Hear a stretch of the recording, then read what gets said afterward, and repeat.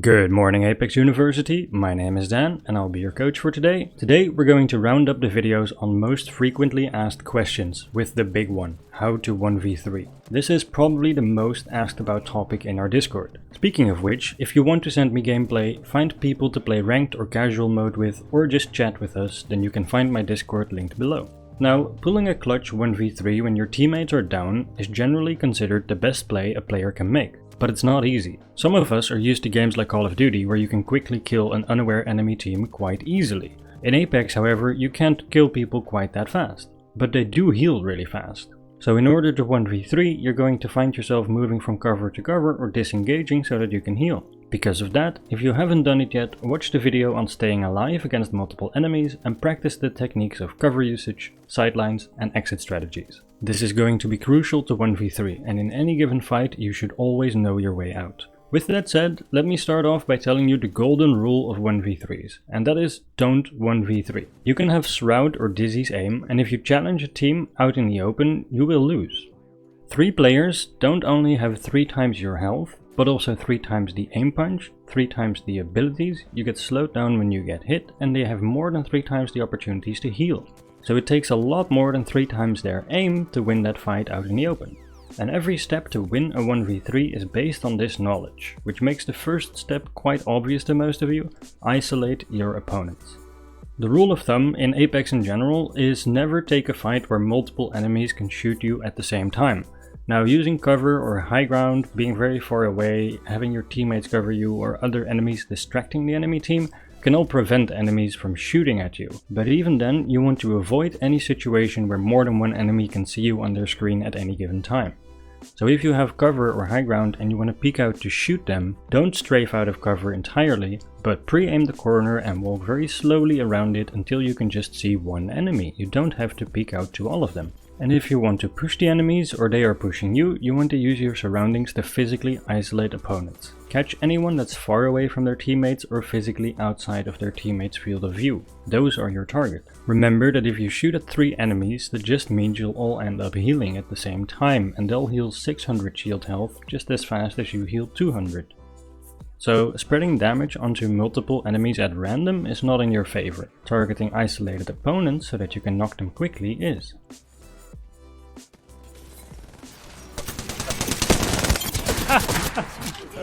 After isolating one of the opponents, you only have the amount of time until their teammates show up to secure the knock on them, so focus on knocking them as quickly as possible. This means if they're in a good spot for it, initiate with a grenade, aim for headshots, use weapons with which you can secure a knock quickly. The R99 is my personal favorite as it kills quickly, hipfires well and reloads fast. And weapons like that are perfect to ensure that a fight cannot take too long if I can catch the enemy alone. After you've knocked the first opponent, the enemies are now aware of you, so if they are pushing you, get the hell out of there. Use the disengage techniques and get to a safe distance and location to heal. You generally want to engage the second target with at least 150 health, because they're now expecting you. This is the part where most clutches fail. While you heal, it's very likely that the first enemy that you knocked gets revived. If you have grenades, they're a great way to prevent that.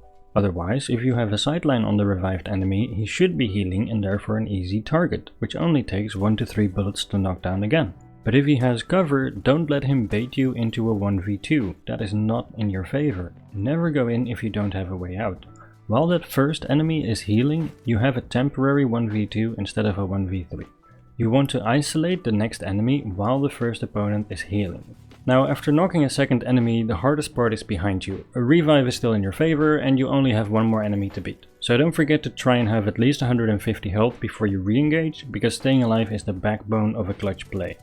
And don't forget, a 1v3 can often take some time, which makes third parties pretty likely to show up, so you always want to keep your health as high as possible, since you're an easy target for a hungry third team. And those are the base rules, it's really that simple. Except all those steps of course take a lot of skill to execute. But there's a lot more to learn from watching good players beat an entire enemy team, so let's move on to all the things to look out for that will ruin your montage-worthy fight. First of all, never let enemies surround you. The rules of disengaging are important to learn because the enemies will usually rush you as soon as they notice that you're alone. If they're properly spreading out, you'll find yourself spending more time kiting and waiting for a mistake to punish than actually shooting at the enemies, because staying alive is the first step, so do not ever let yourself get surrounded. The next most likely thing to get you killed, other than overcommitting to a revive or letting yourself get flanked, is being predictable. If 3 enemies are looking at you and you keep poking your head out at the same spot at the same rock, they're probably going to kill you. If you stay in the same place for the entire fight, most teams will punish you for it. If they know you're at the front of a building and you jump off the roof and run in through the front door, you're going to die, so avoid being predictable. If you're using a rock for cover to peek, then peek it left once, then right again, and mix it up.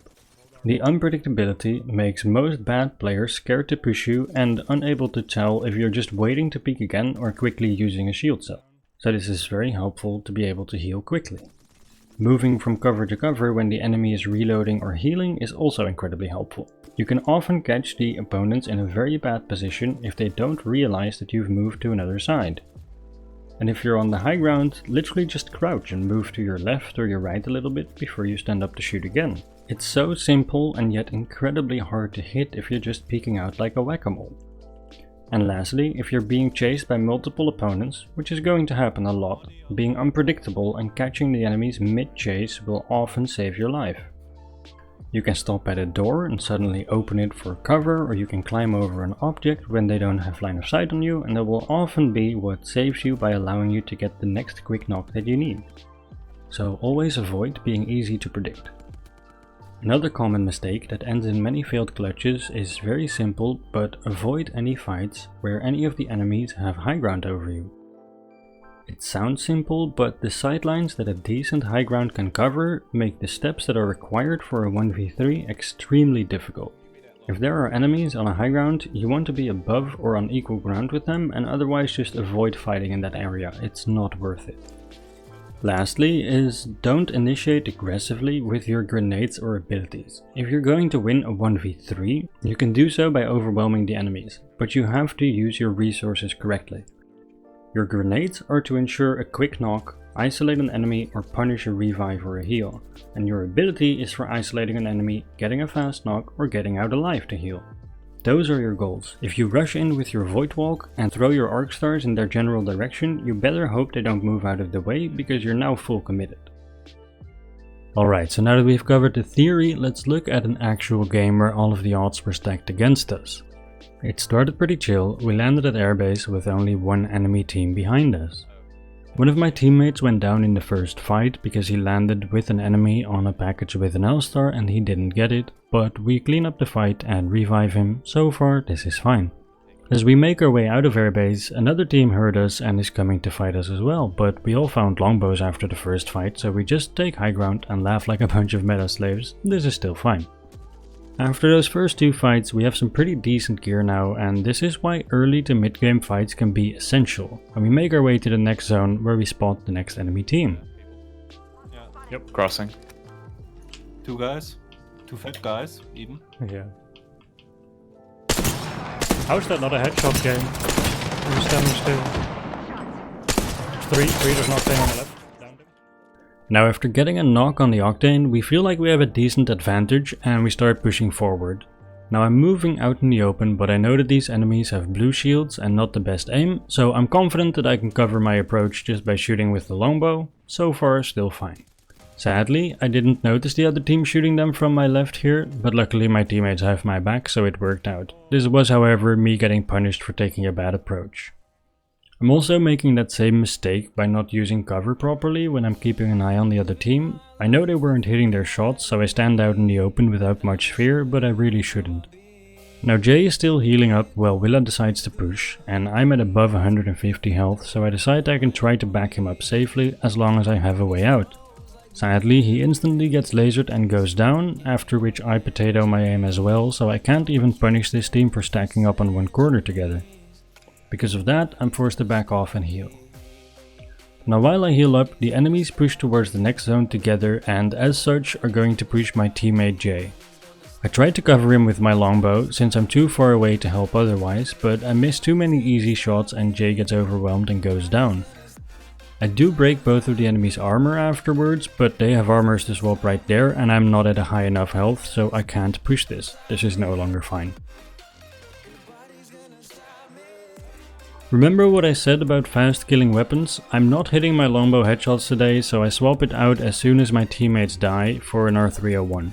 Because that's a weapon I'm confident I can kill opponents with quickly, and I'm expecting this enemy team to push me shortly after I pick the weapon up, so I try to loot as fast as I can, and when I don't hear them I instantly start a heal. While healing, I peek to make sure that they're indeed not pushing, and I shoot a smoke right here to cause a distraction, since a medkit is very slow and I don't want to get pushed before I move to another location. I'm trying to avoid being predicted. Now as I tried to make my way to the other side unseen, I threw a thermite into my smoke to make it look like I'm pushing or running there, but sadly this enemy team is very passive and is still just standing there, so I wasn't able to catch one of them off guard enough to flank them and knock them quickly. Because I couldn't isolate one, I can't engage here. Now I don't have batteries here and I expect that I can't use 4 cells before being pushed by these enemies, so after I use one I climb up to avoid being predictable and give myself a little high ground over their push. Okay, not pushing. Now they run for zone and I don't have the heals that I need to win this fight while also taking zone damage. But now I do know that my teammate won't be able to get back to his loot box if I do respawn him, so I go and take his armor. I notice he has a fast heal and I take it as well. Now there are attachments and other things I could have taken, but I just needed to survive the zone and then win this fight, so I knew what I was looking for, grabbed that quickly and moved on. Now my teammate's banner is about to run out and I'm not rushing it because I think these enemies might be camping the choke and I don't want to run straight into them and get punished.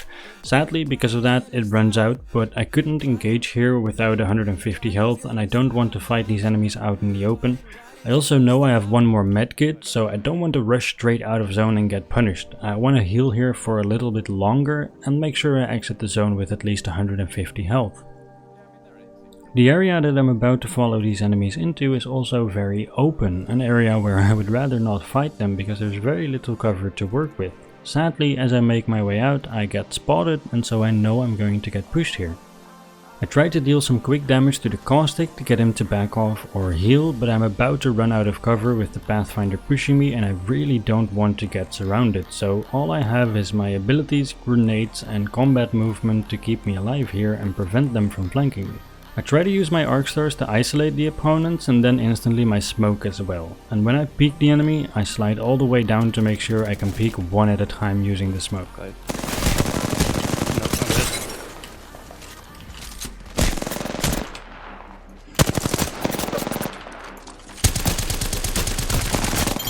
Oh. Yes! Good shit, dude. Oh my fucking god. I was out of ammo too. Now this fight was far from ideal because I couldn't isolate the opponents properly due to the open terrain, which is why I got so close to death multiple times.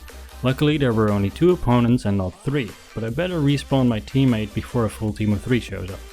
I know that my teammate won't have much loot when he respawns, so I grab an R99 to secure knocks as quickly as possible. Because I know I'll likely have to kill all 3 opponents while he mainly distracts or deals poke damage. Don't forget to drop a weapon for your teammate when you respawn them late into the game. It's much more valuable to spread your weapons out across the 2 of you than having them find an EVA 8 with 12 bullets and a common armor. Now whilst respawning, he tells me a full team of 3 is on the house on top of the mountain that we're on and is pushing us aggressively. Yes. Okay. I'm just gonna drop an ulti, grab what you need.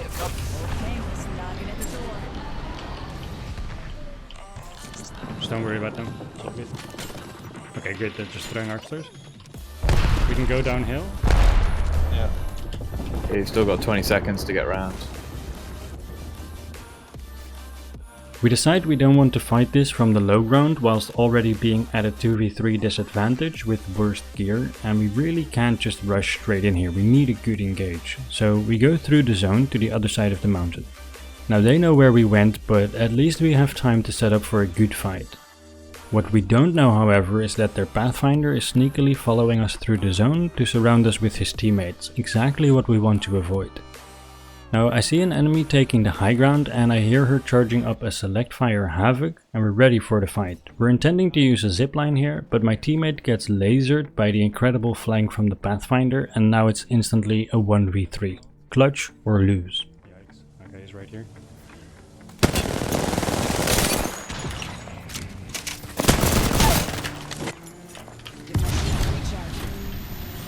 Oh, I should have used the Felix. Because I have no medkits. Now the Bangalore is expecting me to heal here behind cover, and I'm expecting her to either push me directly or go above me, so I take the high ground as fast as I can. If she's there, I have to knock her before her teammate shows up, otherwise I have to drop down and run. That's my way out, and I can only do that by going to the high ground first, otherwise this clutch play is over.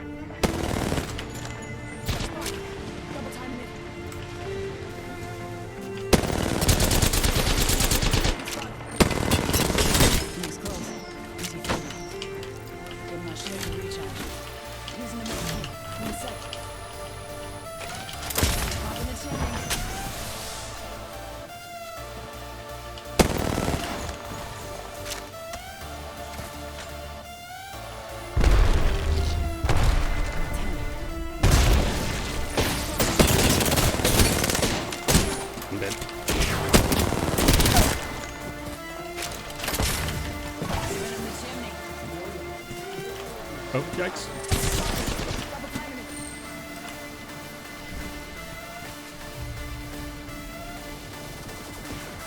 Oh, it's the game. You can't get them. That's fine.